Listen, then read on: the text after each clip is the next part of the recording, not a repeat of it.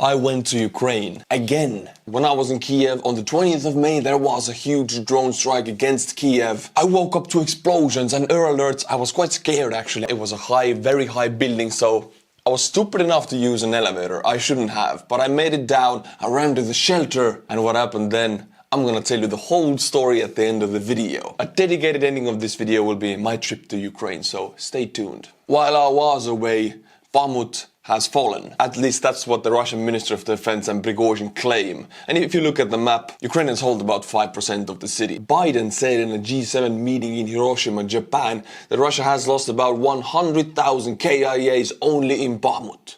That is half of their troops. And I can believe it. They have attacked the city like a madman, without any reason and without any regard to their losses. Well, they now got the city, but what does it mean? I love the way how Dmitry, aka War Translated, put it. If you take face value Russia's claim of taking Bakhmut, then it has just killed 0.077% of its population, 100,000.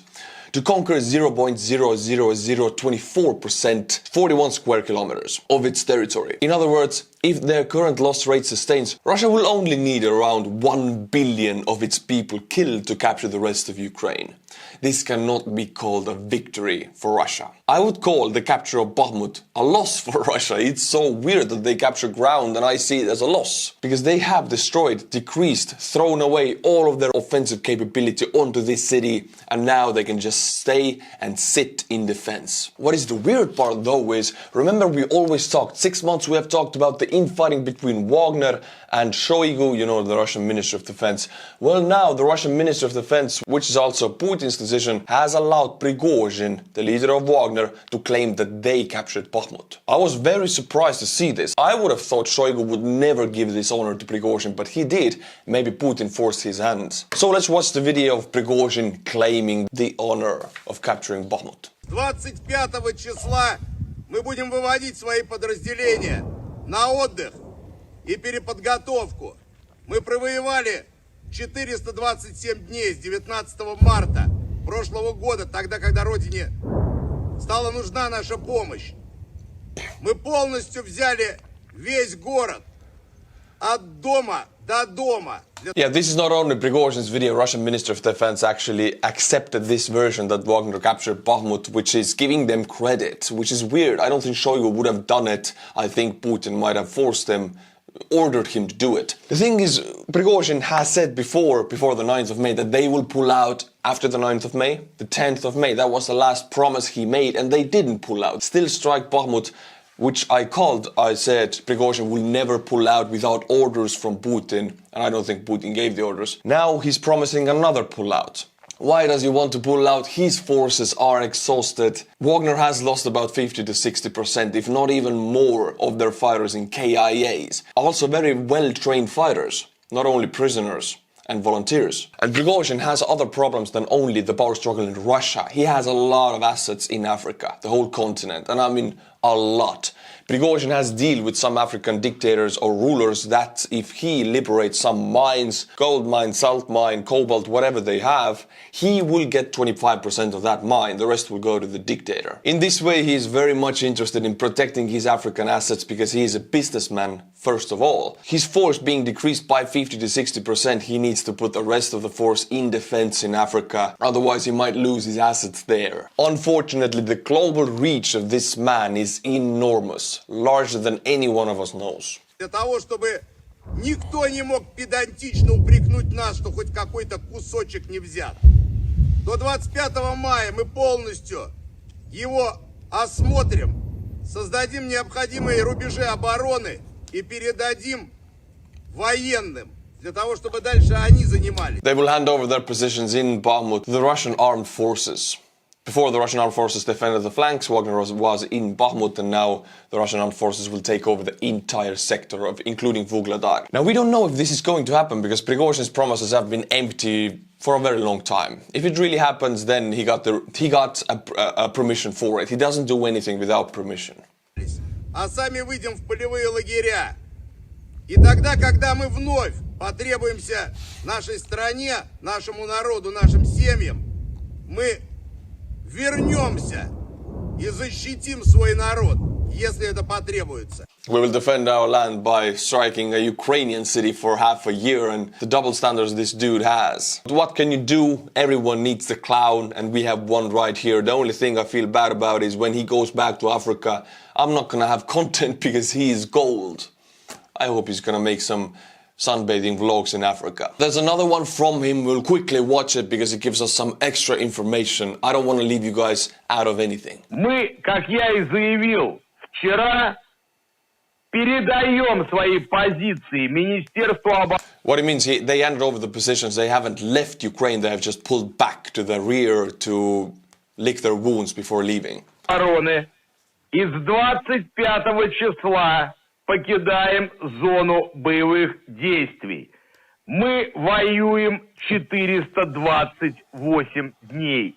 Поэтому все задачи, которые будут дальше выполняться, выполняют отважные подразделения Министерства обороны. Hey, look how the situation and the attitude has changed by the brave units of the Ministry of Defense. Something has happened. The Ministry of Defense gave him the victory. He captured Bakhmut, Wagner, Prigozhin, and now suddenly they're friends again. This is what he wanted. He wanted the praise. Now he has to lick his wounds, and the attitude towards the Defense Ministry has completely changed.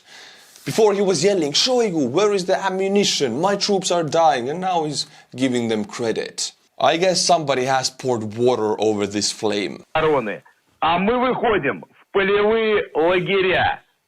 С 1 июня ни одного бойца ЧВК «Вагнер» на переднем крае не будет до тех пор, пока мы не пройдем переформирование и до оснащения и до обучения. From June 1st, no Wagner on the war zone. We will see if his promises hold true. They have been empty before. It only changes much for Prigozhin because he's not going to lose his men anymore, but for the Russian situation in war, it doesn't change much. This is a Russian border checkpoint of Kozinka in Belgorod region. It's in Russia, a few kilometers into Russia. Russians are very much paranoid that Ukrainians will launch the counteroffensive from anywhere, especially from the Belgorod region. They will strike into Belgorod. This is the biggest fear they have. My friends, I already shot this video, but right now when I'm editing it, big things are happening in Belgorod, Russia, Belgorod Oblast.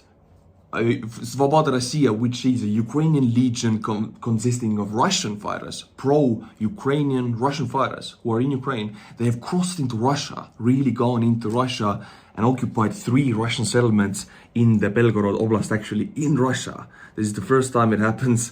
Ukrainian partisans, or actually part of Ukrainian armed forces in Russia. These settlements are Kozinka, Klotova and Gorobadol. Fighting is going on. Artillery, I'm seeing artillery, and this is insane. Since I'm editing this video, I'm shooting this on my phone and putting this in, but I've never seen anything like it throughout this war. So go and check it out. Ukrainian Frontline's Twitter page is explaining it really good and giving us an overview of it. Alright, let's go back to the video. Ukraine knows that they are afraid, and they are multiplying the Russian fear by this. I don't know who did it, but the checkpoint in Belgorod was bombarded. Russian soil, heavily shelled by artillery. It heavily multiplies the Russian fear and paranoia and plays into Ukrainian hands with the information war. Now the Russians are even more afraid, and they may have to move around their reserves to Belgorod. If they don't, then they're not ready for an attack. And if they do, then we will see convoys moving around that are huge and perfect targets for Ukraine.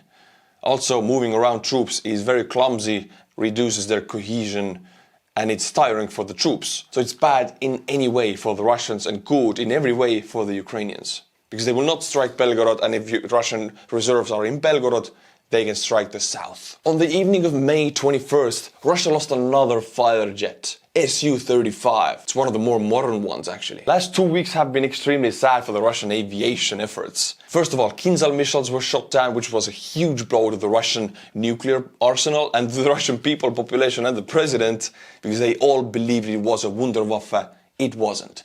Then they lost 5 Russian fighters and choppers at the same day, which was supposed to be a revenge for the Kinzhal, and they lost the planes and choppers. Another blow, and now this Su-35 and F-16s are not even in Ukraine yet. As you all know, they have been promised by United States, Netherlands and Denmark will send the bulk of them. About 45 F-16s will be in Ukraine. The training has already started, and some sources say that it will take only 6 months for them to be in Ukraine. I was ready for a year. 6 months is extremely fast. This is Joe Biden answering questions in G7 meeting in Japan. The reporter said that supplying F-16 to Ukraine is a huge risk, to which Joe Biden said, to them it is. He meant the Russians.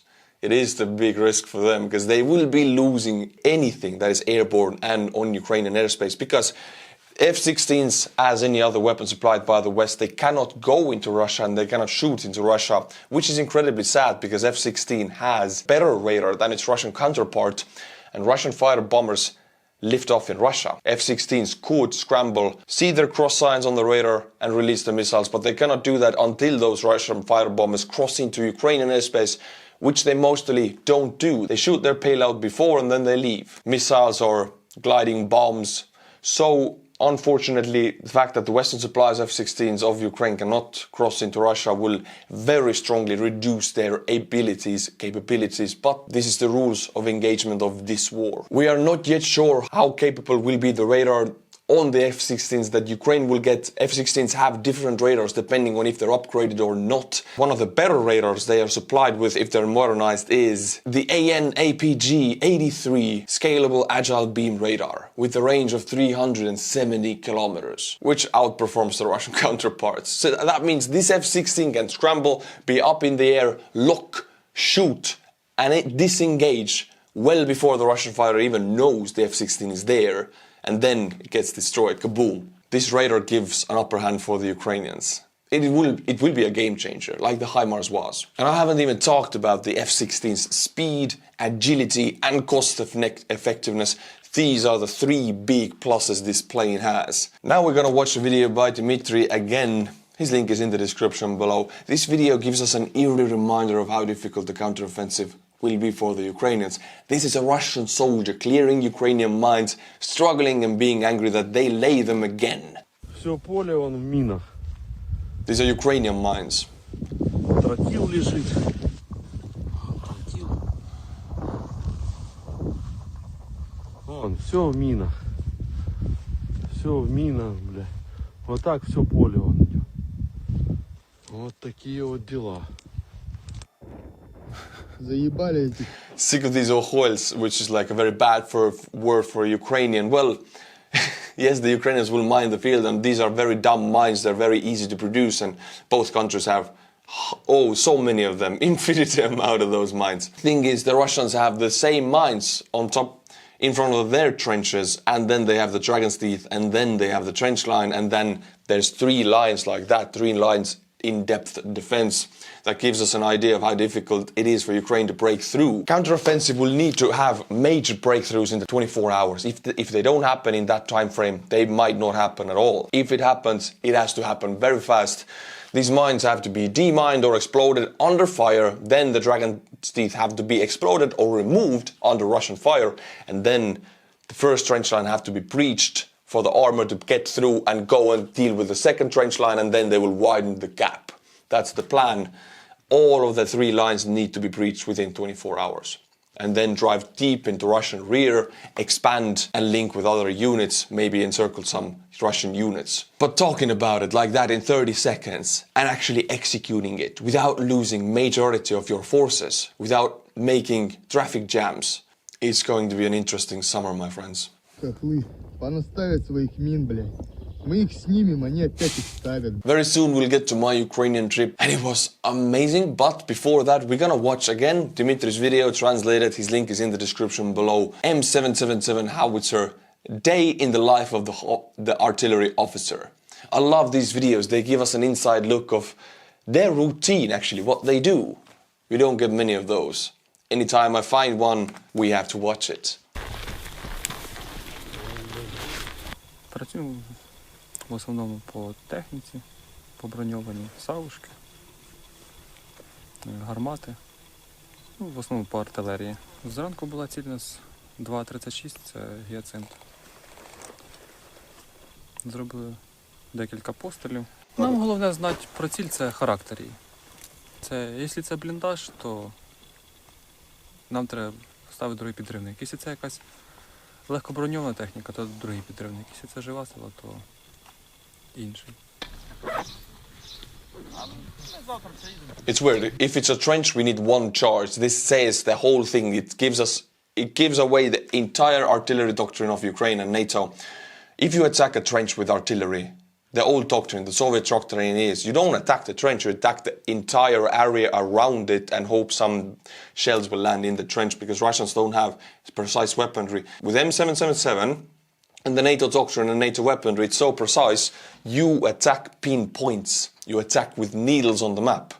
Whether it's with the Russians, you take a paintbrush and you put it on the trenches like that on the map. So if you have one shell, you will know it will hit within 2 meters of the trench line, it will go straight into it and kaboom, it's gone. The precision of these artillery weapons is insane. And it's very difficult to produce it like that. Russians are not able to.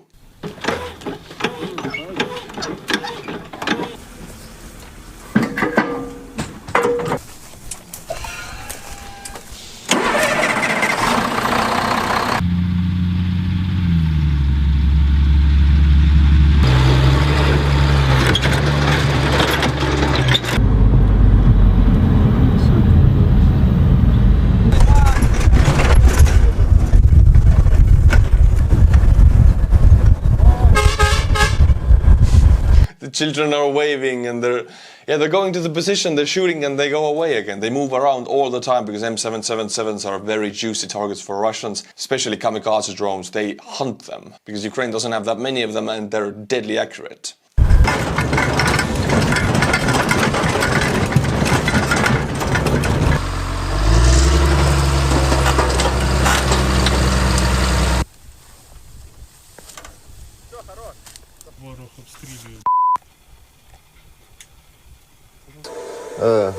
Скажімо так, поле дії дуже велике, ми обслуговуємо велику територію, тому все залежить від того, де перебуває виявлена ціль, і від того залежить переїзд і вибір позицій. You know what I don't know? I never studied this. I was an infantryman. How does it exactly work? They move to a position, they know the coordinates, but they are in a certain distance from these coordinates. How do they know where to put the barrel? And is that done by like a tablet or a program, or do they actually use some measuring devices on a paper, on a map?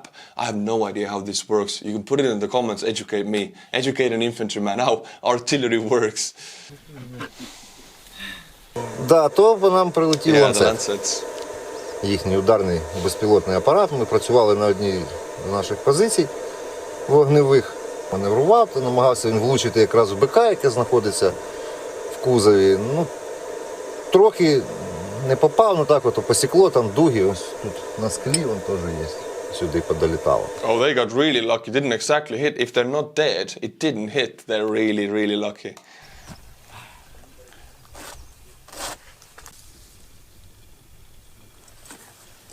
Okay, so we saw some equipment there, and I have no idea how it works, honestly, but I'm assuming nowadays they don't really do the math and the coordinates calculations on paper or on their own. I think the tablet would do everything for them, but again, I don't know. Для гармати, де потрібно, це вже самі по ситуації вирішуємо, хто де стоїть, ну, будь-де.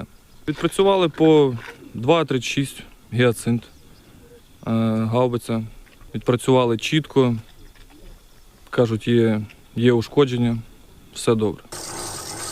It's an artillery duel. Every time Russian uses their artillery, Ukrainians know their positions, they can pinpoint them like that. Russians have the same ability. And then it's about who is faster and who moves around. So if the Russians don't move their artillery pieces after firing, Ukrainians will get the positions, will put out the drones, and will shoot and confirm destroy it. The Russians will do the same thing for Ukrainians. So they move around all the time, trying to pinpoint each other's locations and trying to be faster and quicker and shoot first. That's an artillery duel. Пілот скидає відео, пошкодження, оцінюємо, які там. Стрілять ще раз чи ні. Finally, we will watch another video, and this comes from Belgorod, and it ties into what I was saying before, that Russians are expecting an attack from Belgorod. They don't have a huge amount of reserves there, and Russian population there is worried. Мы, жители фронтового Белгорода, обращаемся к нашей власти. Наш город и область давно перестали быть защищенными. Ежедневно белгородцы терпят обстрелы со стороны ВСУ. Наши сограждане гибнут, наши объекты критической инфраструктуры разрушаются. Мы в полной мере осознаем, что в преддверии наступления ВСУшников наши войска не помогут в полной мере защитить нас. Ведь линия фронта огромная. Без нареканий и упреков мы просим нашего губернатора Гладкова Вячеслава Владимировича, а также управление МВД по городу Белгород выделить нам стрелковую... They're afraid that Ukrainians will strike into Belgorod with ground forces. This paranoia is exactly where Ukraine wants the Russian army.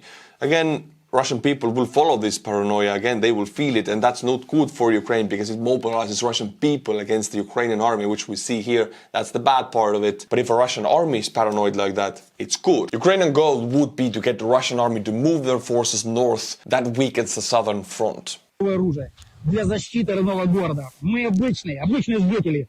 Мы не профессиональные военные, но наш патриотизм и сила русского духа позволят нам удержать город от наступления ВСУ.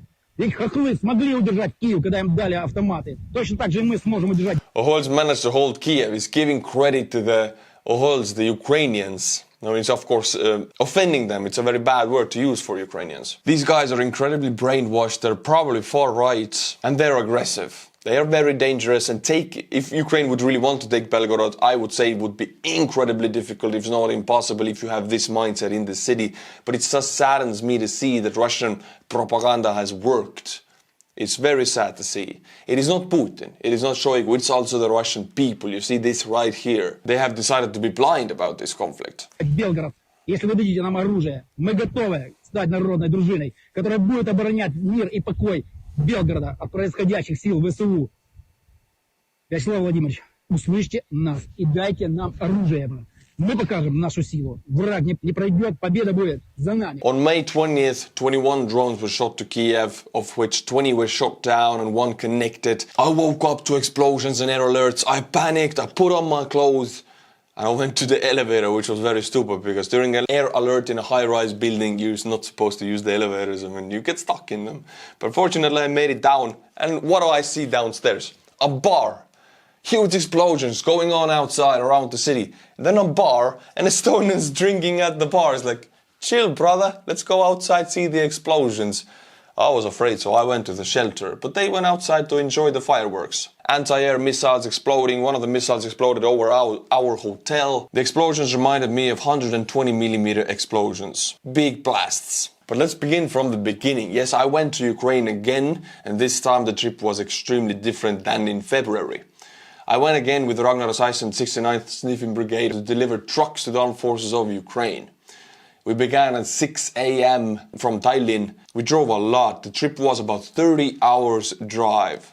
Latvia, Lithuania, Poland, then the checkpoint to Ukraine through Lviv to Kiev. And the closer you get to Kiev, the more you start to see the signs of war, destroyed buildings at the side of roads, block points, sandbags, soldiers. I was driving with my friend Jasper from Estonia. We reached Kiev. Sun was shining, it was incredibly beautiful. I cannot describe how beautiful is Kiev. And what do we decide to do first in this beautiful historic city? Yes, you guessed it, the toilet museum. Of course we want to go to the toilet museum because where else can you find it? Unfortunately, we didn't get to go. But speaking of weird museums Kiev has, I spotted the jellyfish museum also. In the next day morning, we started giving away the trucks in the Kiev fortress. We were allowed to bring all of the trucks. There were, I think, 13 of them. And we had many different units come in and take the trucks. I'm not going to name the units. Some of you might recognize them. Some of you might not. It's not important here. They were all very thankful because they're in deficit. They all need trucks. They need more than what we can give. After that, we got loaded into a bus. We drove out Kiev. Then we got loaded into a military van, a military truck, and we drove 1 hour even further into a top secret location. And then I cannot tell what we really did or who we met. It is all under a very big secrecy. Then they gave us all weapons and we fired away. We got to fire a lot of rounds. I really enjoyed it. Full auto, single, all positions. It was so awesome. They didn't even allow us to take out phones for a moment. Nobody could touch their phone, so I couldn't shoot any. On the next day, we woke up and we went to Hostomel. I've already been there, but it was still very cool. There was the Mria, the biggest plane in the world. Ragnar Sais is organizing the entire thing. They're under 69th Brigade of NAFO. Their links are in the description below. And then at night, after coming back from Hostomel, I chilled with operator Starsky for like 5 hours. We listened to some street performers. The dude is awesome, honestly. And then Ragnar came, the leader of the entire operation. We made a video together because now Ragnar is making a project with Starsky. I fell in love with the city. Kiev, my favorite city in the world right now, and I want to go back as soon as possible. And I will end my story with the shelter experience I had when I ran down to the shelter. There was no one because everybody was enjoying the explosions outside, but there was this dog, shelter dog Smetana, which means sour cream in English. A small Smetana came and she was so friendly, always wanted to cuddle, so I spent some time with Smetana there. Now you're part of my trip. But now, my friends, I will give you the Patreon names. I'll butcher the names. When I was away, I think we have some weird names coming in, so let's see. If you like my channel, Patreon is the best way to support, and it ensures I can continue doing these videos if I get demonetized by YouTube, which happens. Costa Madsen, Göran Hallström, perfect, this is the names I want. Kari Griffin, Aldai, Greg Dragon. Thank you for these patrons from the bottom of my heart. You're helping my lives to get more easy. I also have Twitter, where you get the most important news about the Ukrainian war 3 times a day. Also, Instagram, where I post all of the photos and videos about this trip when they happened. Links in the description below. And as always, my friends, thank you for coming back and thank you for watching my videos. You give a lot of meaning to my life. Until my next video, Slava Ukraini.